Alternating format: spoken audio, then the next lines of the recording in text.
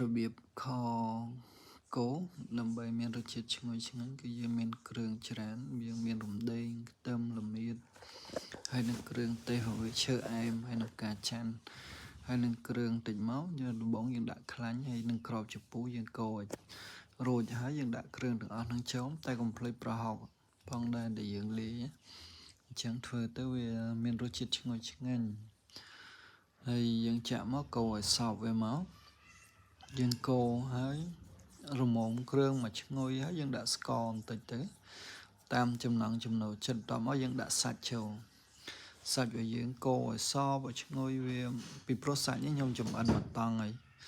ខ្ញុំស្ងោរវាបាត់ក្លិនបាត់អីអស់ហើយបានយើងយកមកកូរគ្រឿងហ្នឹងហើយយើង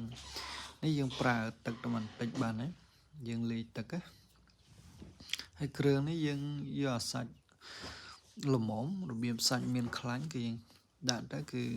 មានរសជាតិជាងអាសាច់សុទ្ធធ្វើកាទៀវខគោហើយខ្ញុំមានជានេះផងដែរប្រហិតសាច់គោយើងរំងាស់សាច់ចិត្តឆ្អិនអស់ហើយយើងដាក់ប្រហិតសាច់គោទៅក៏រំងាស់ឲ្យវារីកបន្តិចទៅមានជាតិល្អហើយយើងដាក់ចូលហើយយើងញុំត្រឡប់មកនេះខ្ញុំដាក់ត្រាំមីពីព្រោះខ្ញុំអត់មានកាទៀវខ្ញុំប្រើមីកញ្ចប់យើងដាក់ត្រាំទឹកឲ្យប្រហែលជា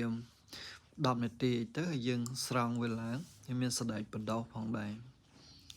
សណ្តែកបដោសទិញដល់ល្មមបានហើយពីព្រោះយើងញ៉ាំតិចគ្នាតិចដែរ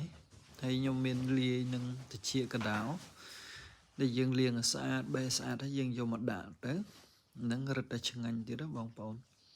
យើងឃើញហើយយើងដើម្បីរក្សាហើយ flavor វាបានគឺយើងដាក់ទឹកល្មមបានហើយយើងរំងាស់វាដើម្បីឲ្យសាច់ឆាប់ផុយដោយសារសាច់នេះខ្ញុំបានស្ងោរវាម្ដងហើយរបៀបថាយើងចំអិនវាម្ដងឲ្យវាអស់ក្លិនអស់អីបងប្អូនឃើញហើយមើលទឹកនៅពណ៌ល្អហើយនឹងក្លិនឈ្ងុយផងដែរយើងរំងាស់វាប្រហែលជា20នាទីជាងទៅបន្ទាប់មកយើងបានដុសសាច់ខ្ញុំមានសាច់ធំៗហើយខ្ញុំដុសរមុំយកមកហាន់ឲ្យតូចថែមទៀតណាបងប្អូនមើលយើងដាក់ទៅដំណងមែនតើអរគុណ